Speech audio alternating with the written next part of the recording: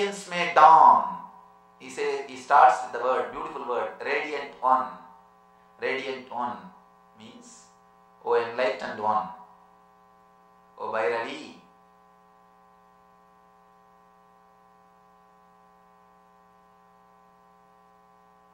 Radiating means who has got and who is able to share.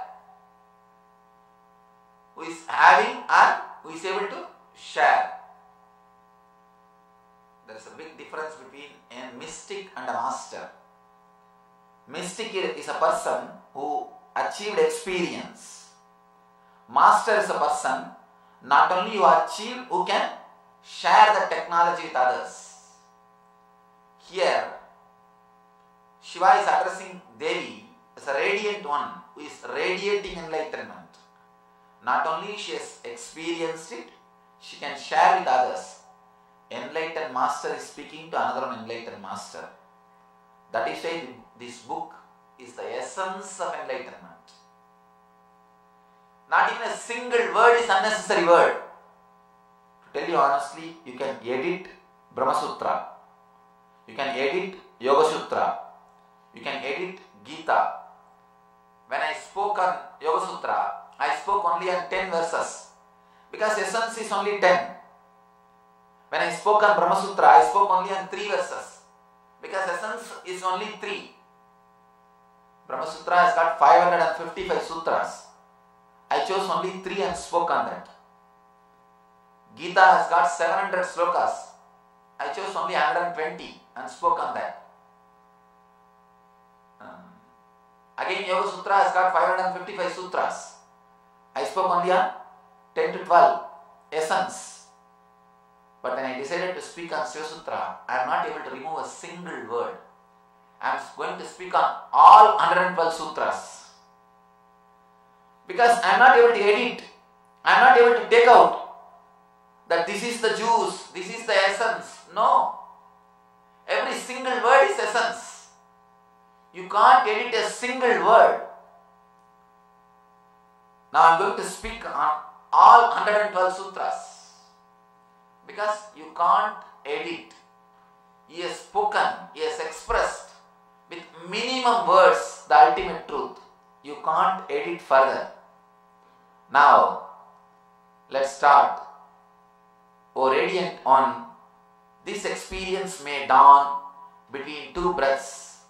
After a breath comes in and just before turning up the beneficence. He says, the enlightenment, the Shiva consciousness can happen to you if you can go deep into the space where the breath is taking turn from out to in or in to out, up to down or down to up. It looks very simple. He's talking about your breath. He says you can experience the Shiva consciousness between the space of 2 breaths. First, let us understand something about breath. From the moment of your birth to death, the one and only thing which you do without any discontinuity is breathing. Anything else can be stopped.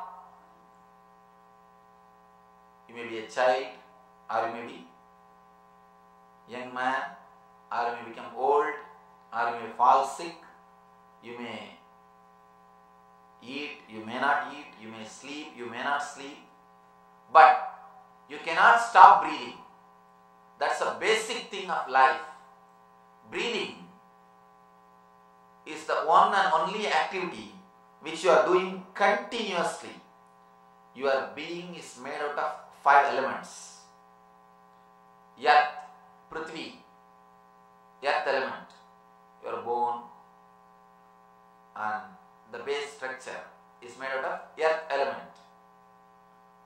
Next, water, your blood and so many other things in your system. Water element represents the water element energy. Next, fire, which is constantly burning in your Manipuraka, which is digesting all the food. We call it Vaishwanara Agni. Vaishwanara, the Agni which is inside your Manipuraka. Krishna says, Aham Vaishwanaro Bhutva Praninam Dehamasritaha Pranavana Samayukta Pachamyannan Chaturvidam. I am residing in every jiva, every being, as the fire. He is the fire. The fire element. If this fire goes away, your body has to be put in the fire. As long as this fire is alive, you will be alive. If this fire goes away, you have to put your body in the fire. Fire element. Next is air, breath, prana, breath element, the air element. The fifth is ether. Ether is your mind, where your visualizations are happening, where your thinking is happening. That space is ether. Five elements are there. And Tantra says, if you can directly work with the subtlest element, you will achieve enlightenment immediately. Working with earth means then you have to move to the water, then you have to move to the fire, then you have to move to the air, from there you have to move to the ether. You have to move from one step to next. You can see one will be subtler than the other. If you go deep, it will be subtler and subtlest. The earth and the water will have form, and the fire is formless form. Air and the ether will not have form. Fire can lead from form to formlessness. These are the five elements. If you can work with the subtlest, straight away you can become enlightened. You can reach the cosmic energy. You can reach the Atman. Taittiriya Upanishad says beautifully, Akasha Atmana. From Atman comes the Akasha. From Akasha comes the Vayu. From Vayu Rapaha. From Vayu comes the Agni. From Agni comes the water. From water element comes the Prithvi, earth.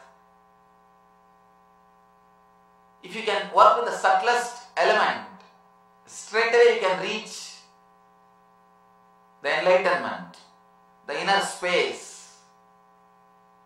Here the subtlest element is Akasha, ether. But the big difficulty is you cannot directly work with ether.